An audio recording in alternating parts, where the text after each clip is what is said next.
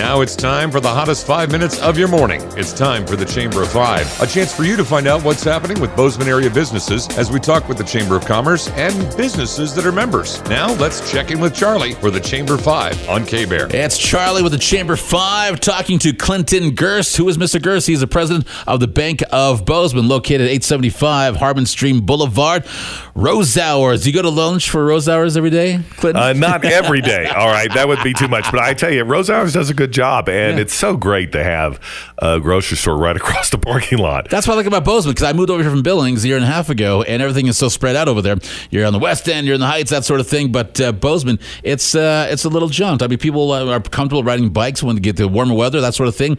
And I do like when the community is able to trust a bank. Now, we were talking off the air about banks failing across the U.S., and last time I talked to you, you're saying that was not so much the case. Here in Bozeman, we're doing okay here, that sort of thing. But when the word of trust, when people come in, and because I was talking like, you got a great radio voice, Clinton. You could do this. I'm like, but you're like, well, I'm not as funny as you. But no, you're amiable, you're upbeat, and you get things done. And when people ask you a question, you're right on it. There's no fancy thing of words, that sort of thing, silver tongue devil, that sort of stuff. You answer the questions in a timely fashion, and when the community can trust you, then that's when we all can thrive together, helping each other out, that sort of thing. But outside of us here in the Gallatin Valley, what's it like across the country? What's the temperature of some banks as far as not making it?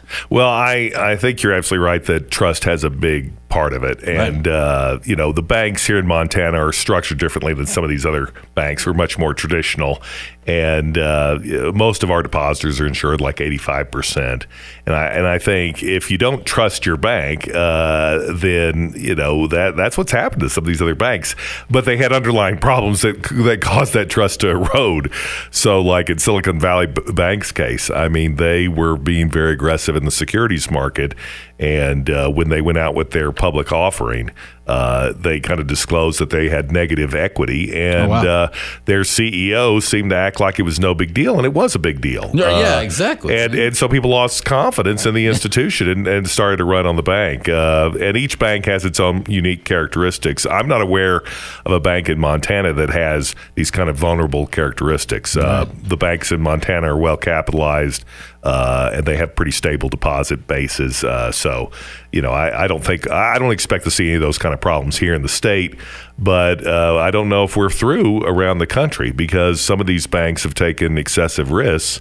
And if they lose the confidence of their depositors, they're going to be in trouble. Yeah, and then everybody's complaining, they got this bailout happening, like where that money can go somewhere else. And then you see further mistrust, that sort of thing. Now here in the Gallatin Valley, you lived in different places. Last time we talked to you, several times ago, you've worked for different companies like Boeing, right? Well, no, I am an engineer, though, by background, but I work for a Shell Oil company. Oh, okay, got you. Now, what do you see as far as being different places around?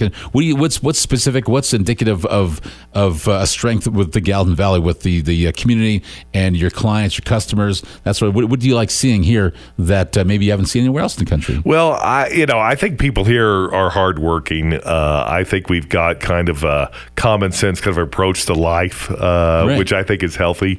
And, we're growing, and we're taking in refugees from California and New York and Texas, right? I like the refugees too. Yeah, exactly, right. And, I think these people want to be here, and there's reasons why they want to be here that I think are good for us. Yeah. And I think having the diversity in the community can sometimes be a challenge, right? Because you have different people from some wide different points of view. But I think generally people here tend to listen to each other. We try to work to solve problems. So that's cool. Yeah. I'm bullish on Gallatin County, and really for the bank, for our health and long-term success really depends on the long-term success of Gallatin Valley. And if you believe in Gallatin Valley, you can believe in us. Yeah, exactly. Bank of Bozeman, Clinton Gerst, the president of the bank. And go see him down there at the address, once again, 875 Harbin Stream Boulevard. And the website, sir?